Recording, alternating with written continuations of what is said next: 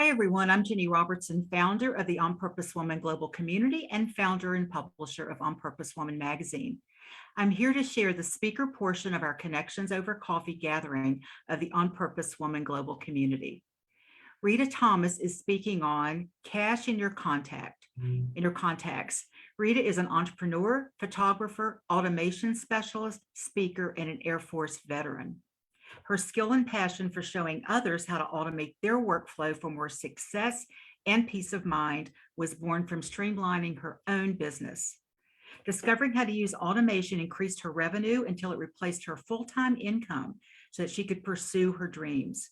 Rita now shares the same systems that saved her sanity and her business with others. So Rita, you are on. Thank you. Thank you so much, Jenny. And I'm honored to be here. I'm very excited to bring you some information about how you can get the cash that's already in your contacts. So I have some slides that I'd like to share with you. And I'm going to get the screen ready right here real quick.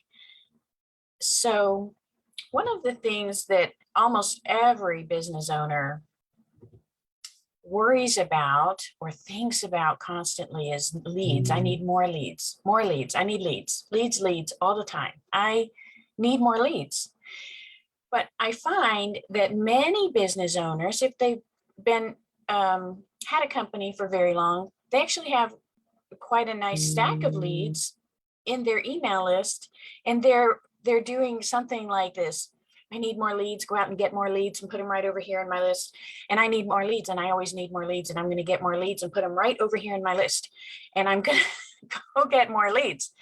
So in the meantime, we were just talking in our breakout room about being busy versus being productive. And this is a perfect example of that.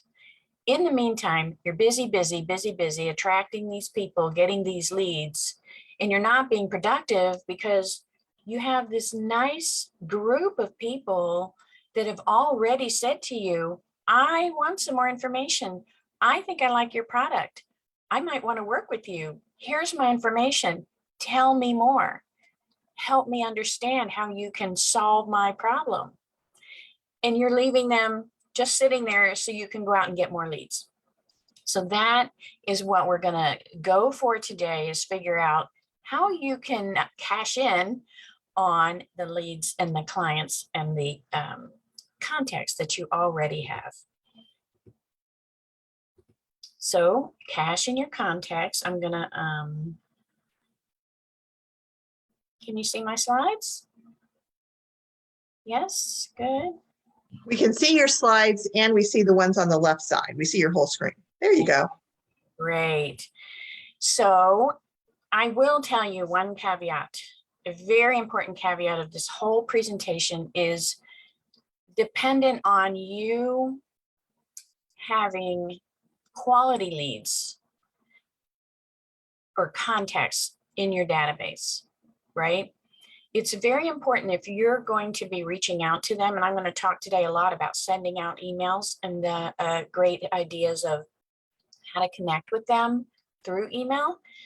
But if you have not gotten their permission to send them emails, that is a critical part of your marketing system. It's actually controlled by the FCC, and they have very strict rules on it. So if you don't know about that, or you don't think that you have everyone's permission, then we can talk and you can explore it more, but just keep that in mind.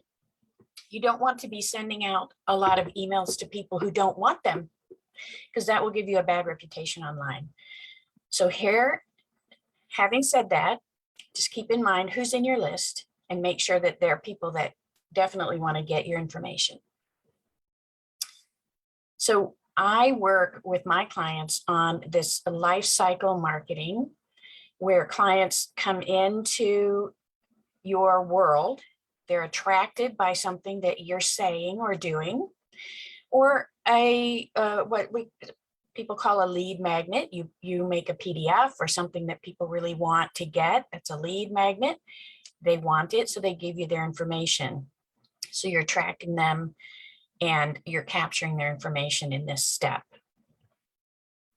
So one of the ways that you can get the cash out of your contacts is ask your happy customers what they like. And we all know that it's much easier and more cost effective to keep a happy customer than to find more and constantly be getting more leads. And so in this process, then we have you ask your happy customers what they liked about your service. And it's very simple. You can send an email that just says, did we do a great job? And with the happy face or sad face.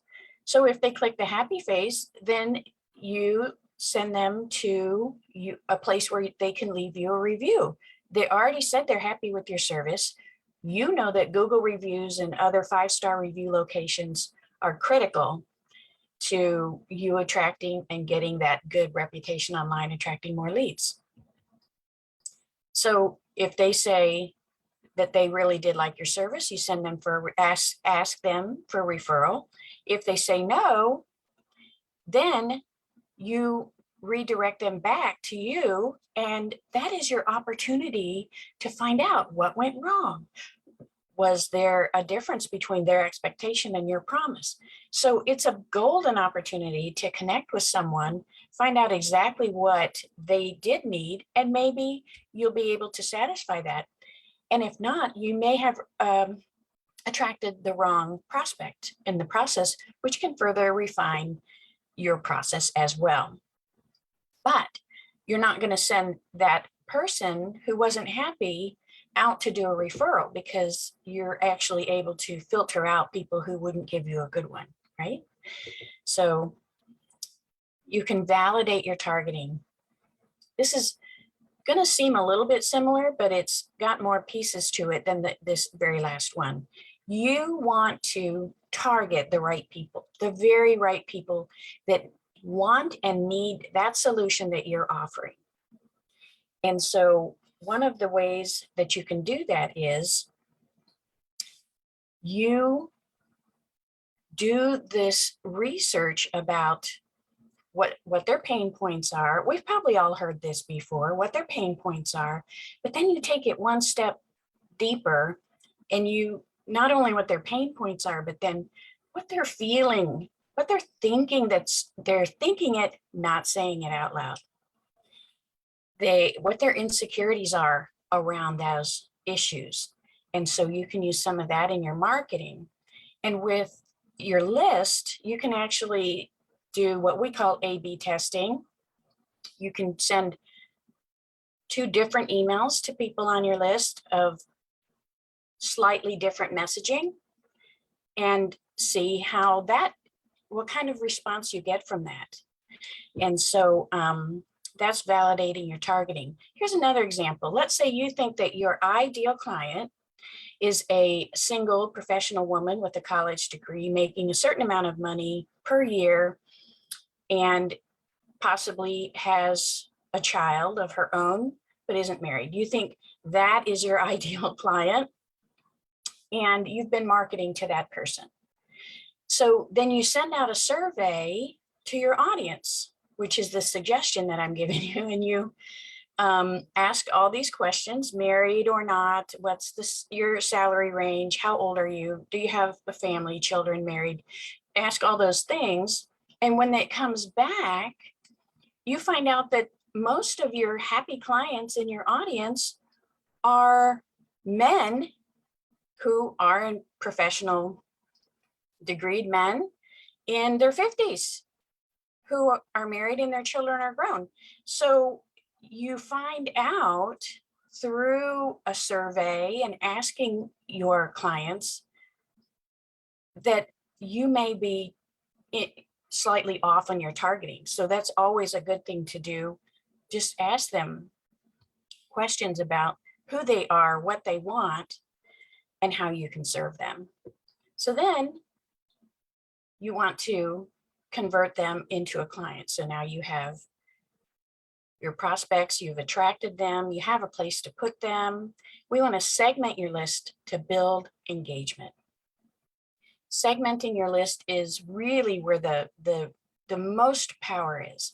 The reason is because you want to send the right information to the right person at the right time through the right channel.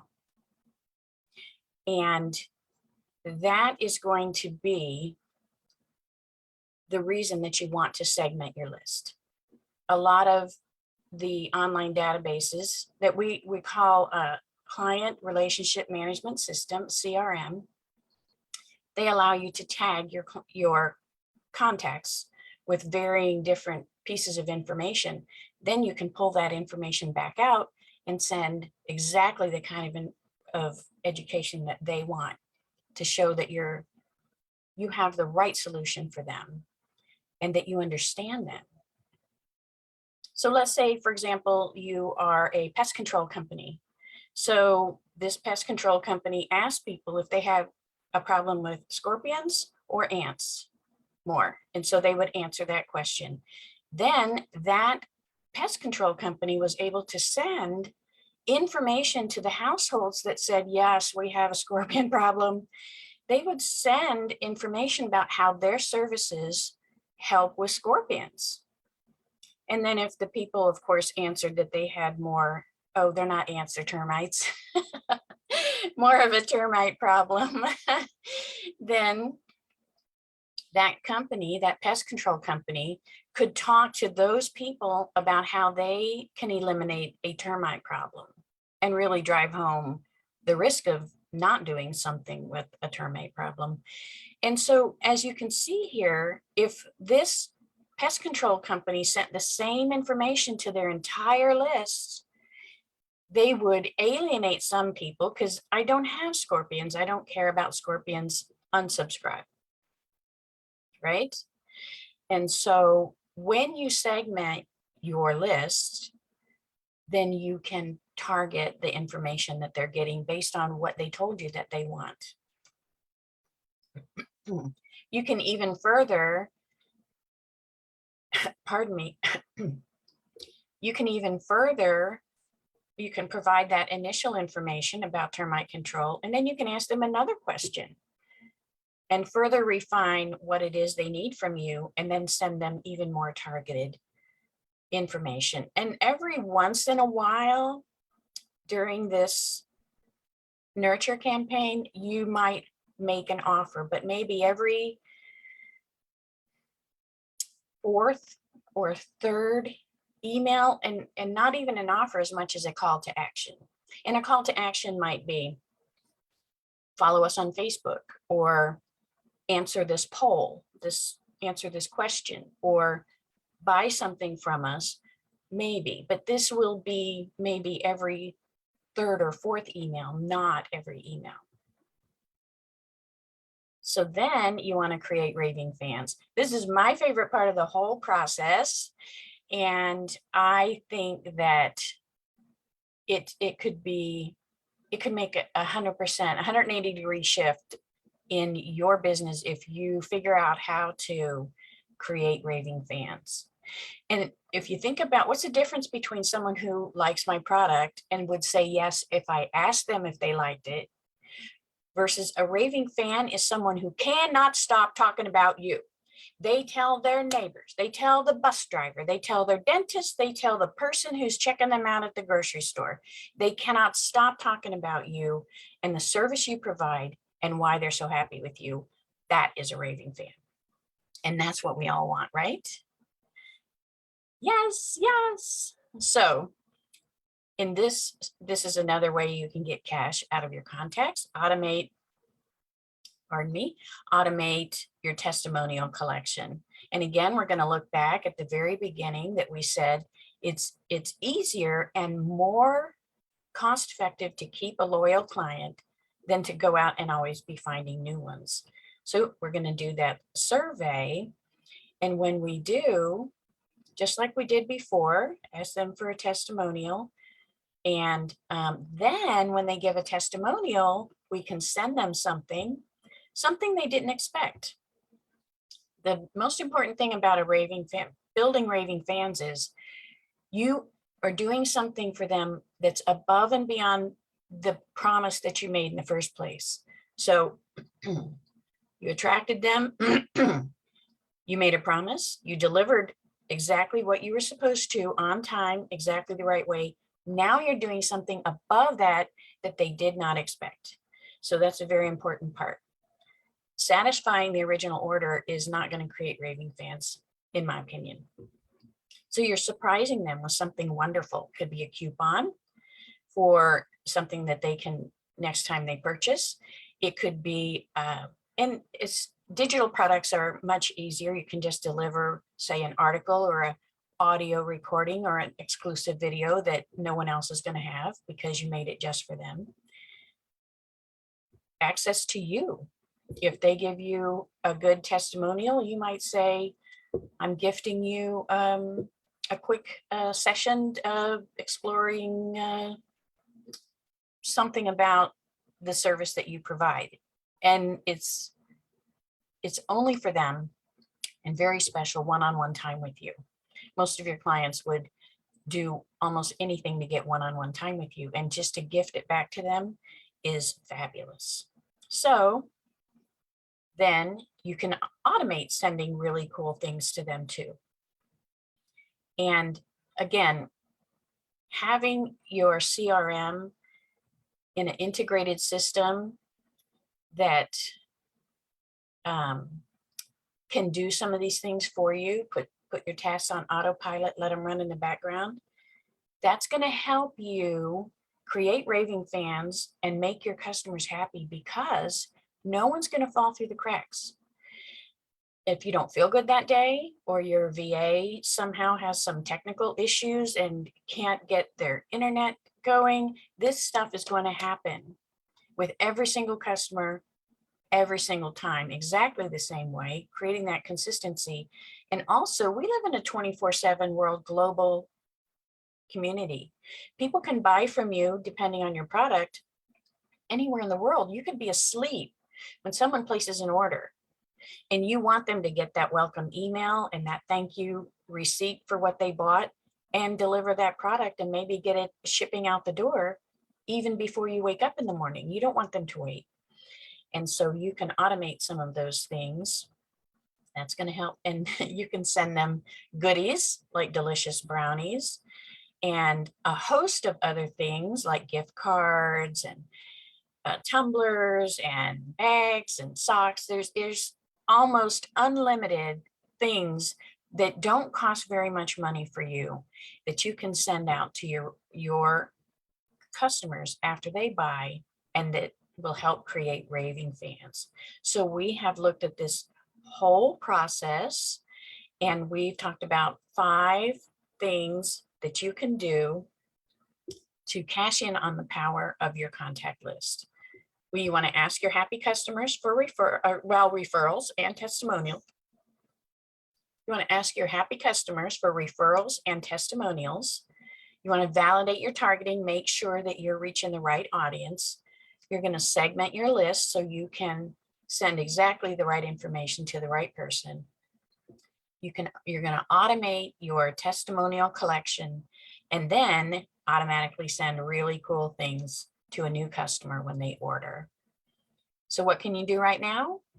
I'm going to put a link in the chat, and that is going to get you an ebook of 25 things that any business can automate. And I hope that you enjoy that book, and my contact information is in the back of that. And so now that concludes the presentation, and I can take questions.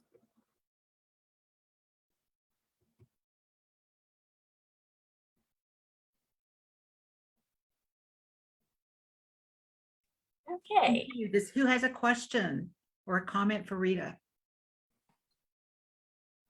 I do. Go ahead. Yeah, sure. I want to ask Rita, first of all, Oops. Oh, you just went on mute. There you go. I see. Yeah, thank you. That was very interesting. So the integrated system, does two things. First of all, does the integrated system mean those things that pop up automatically for your customer or potential customer? Is that what the integrated system means? Well, Or- and the way I referenced it on that presentation, it's an integrated system which has your contacts, your calendar, your invoicing, your emails, delivery system, all in one place. okay. So, and they all talk to each other. And one of the nicest things about that is, let's say I was going to call Belinda on the phone. I want to talk to her and, make a care call. So right on my CRM, when I look at Belinda's contact record, all of our past conversations are on there, all the emails. I can see in a snapshot the last thing we talked about and some of the recent tags that have been applied to your contact and things like that. Okay, well then that's not, I thank you for explaining that, but then that's not exactly what I mean. For instance, when I click on to the list of things you're going to give us, and in fact, let's use Catherine. She clicked something earlier. I went to her website and I was able to get what she was presenting us. In order to do that, to create a page like that, I guess the question is, how do you do that? Oh, okay. An app that does that for you? How do you get that out there? Does it make sense? Yes, that I think you're talking about a landing page or a sales page that is created inside of your platform, which I called the integrated system.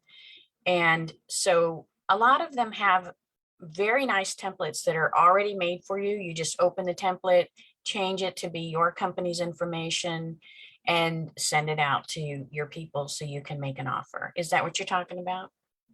Yes, yes. I just said you may be sleeping and people can still contact you and information will be popping up all the time. Yes. Yes. Can I add to that, Rita? Yes. Mhm. So my page is not, this page you went to is not created in my CRM or my email marketing. What you saw was a page on my website. When you click the button and you go to give me your information, that was created in my email marketing system or CRM. So for me, those two are connected. They're different web page, CRM, and then we've got to connect them, which is what Rita is talking about. There's different ways to do that. Yeah, and the one I just put in a link for that ebook of 25 things any business can automate. That link is going to take you straight to my CRM, and I'm going to deliver the book that way. And then I deliver a couple emails afterwards. So you'll get to see automation in action.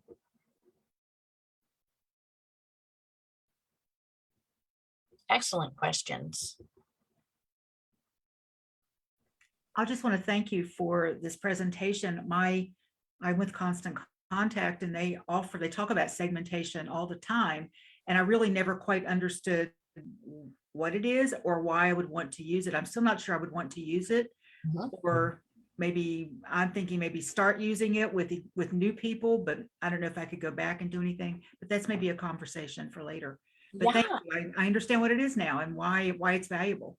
That is, that's a very good point, Jenny, that if you're already started on a CRM and you have a bunch of people in there, don't feel like it's very intimidating to now start using tags, because you can just start from scratch, but usually you can filter out people and tag them pretty easily and get the people you already have in there segmented. It's usually pretty manageable process. Yes, this is Carrie. I wanted to thank you so much, Rita. Everything you were sharing, I was writing down, and it really got me inspired and the mind moving and thinking, oh, maybe I could try this. I like what you said about talking with people and finding out what they like, what they dislike, what are their pain points, what's going on with them, because we're so excited and eager what we have, and we can go on forever like, oh, I have this, I have that. People, we're there to help, but people are not interested in what we have or I have. they're interested in themselves of where they're at and focusing on them. So when you pointed that out, I wrote that down again of, that's, you know, I heard it yesterday. Don't forget to remember. Yeah. Don't forget to remember. It's about the other person when I'm speaking. It's not about what I have. That's Even though I'm exactly. offering what I have, but they don't know what I have until I found out about them. Yeah. And you're talking about their problem more than your solution. Yeah. Yep. Yep. Yes, yes. It's that radio station, WIIFM, what's in it for me? Me. Mm. Yes. Thank you. Yeah. Thank you, Carrie. Rita, I was fascinated about the rules for adding people to the list, because I know when I go into my MailChimp, you know, that when they buy something from my website, they can opt in or opt out. Yes. And then I have the free download to get people on. Or if somebody tells me I can put them on the email list, I have to check that. Yes. But I definitely know there are people who I've just like met in a forum like this, and we just start chatting or emailing and they add me to their list. Yeah. And it's like, I don't like that. And I did not mention that, but that is a faux pas. So Yes. I want to capture the fact that I talked to you all, and I want to connect with you on LinkedIn or something, but you do not add everybody in the meeting to your email list. They did not Yes. give permission. That's one. Some people even have said, well, they were in the meeting. They know they're in a public place. They're going to get no, they did not give you permission. No. Right. Because, and one thing we were talking about in our rooms is I have my personal emails, right? And then I have my MailChimp email list, which only has like 27 people on it, right? Because there's limited ways to get there. And then I have my YouTube subscribers. Well, I can't, they don't cross, right? So, yeah, so that was very interesting. I didn't realize there were actual laws or rules about that. Thank you for explaining that. Yeah, and the FCC is even stricter on text messaging right now, because the impression is email's kind of a wild west right now. It's just gone out of control, right? So the individual providers like Yahoo and Google and Apple and Microsoft, they're trying to control it within their own ecosystem. But the FCC is trying to keep a handle on text marketing messages before it gets out of control. So, and your CRM, hopefully my CRM manages that, gets that permission for me before I can deliver a text to someone. So I can't be texting anyone that doesn't want it. So hopefully your CRM will do that too. Yes. Yeah. And I use that email list very sparingly. I don't bombard, just when I have something new that I think people might want to know about. Good. So, Rita, Yes. I have a question about how you said something about invalidating your targeting to, research the pain points,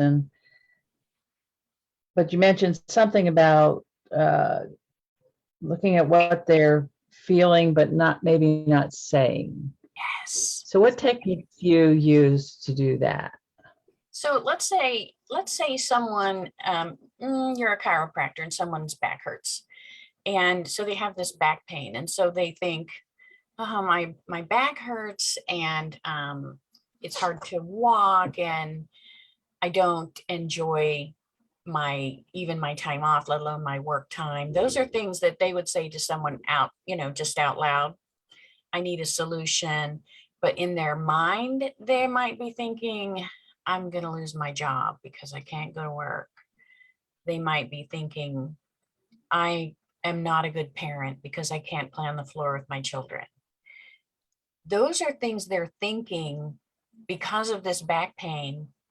And I get emotional when I think about that. But if you can dig a little bit deeper and understand what they're thinking that they're not saying out loud, then your marketing can really help identify the right people that need your service.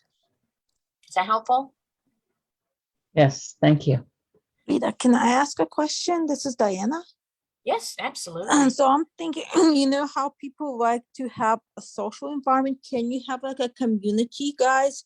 Or like on your email, guys? I just want you all to be kind of, you guys want to chat with each other, I have this community page or whatnot. Can you do that for members? Ask them they would be open to a community environment. Yes, absolutely. So yeah, you can have a community on Facebook or LinkedIn. Generally, those are where, maybe even Clubhouse. And then I have also a community a paid community that people can join and get a lot of great information about automation as well. So yeah, you can manage certain aspects of a community from your CRM as well. I mean, I have a question for you, Rita. So wouldn't she be letting your current people know, guys, I just want to let you know this is what's new, like trying to Yeah. see if you could be of value to your current people, like offer more services, if it even makes sense. Wouldn't that be something to think about? Yes, yes, yes. If it even makes sense, because we're kind of broad here, not specific. Right. Yeah, there's a host of ways. And the thing I love the best is, and it's happening right here in this group, once you start to get the spark of an idea, like, oh, wait a minute, I can do this. Oh, well, if she can do that, then I wonder if that'll work for me in my group or my company. Yes, almost always the answer is yes. It's how you would get it done, sometimes how much time it would take and how much it might cost. Is it worth it? Isn't that the question, Rita? Is it worth it to do? It can be the question, yes. If it's worth the cost of resources to get it done, and then the return on investment. And remember, the return can be the return that the client gets, a good return, or if you get a good return, and they not always exactly the same. Rita, I know you need to be somewhere else in a minute. Oh, I don't want to leave. I am enjoying I know. so much. But I think I'm going to go over to the group and add this after Catherine and I do our Facebook Live, and maybe people can ask you some questions there would that be okay? That's wonderful. Thank you so much. Thanks, Rita. And there's Slack you can look at. Slack is another one to look into. Oh, Slack, right. All right. So I just saved go the ahead. chat too. So I got everybody's little chats, and I'll reach out on LinkedIn. Great, great. And I want to thank anyone who's watching this live or watching the replay. This is the On Purpose Woman Global Community Connections over Coffee speaker portion of our meeting. If you'd like to join us for one of our 11 free Zoom gatherings a month, or an in-person in Richmond, Virginia, or Charlottesville, Virginia, comment below and I'll tell you how you can do that. You can also go to my website, opwgc.com, and find out all about the community. Thanks for watching, everyone.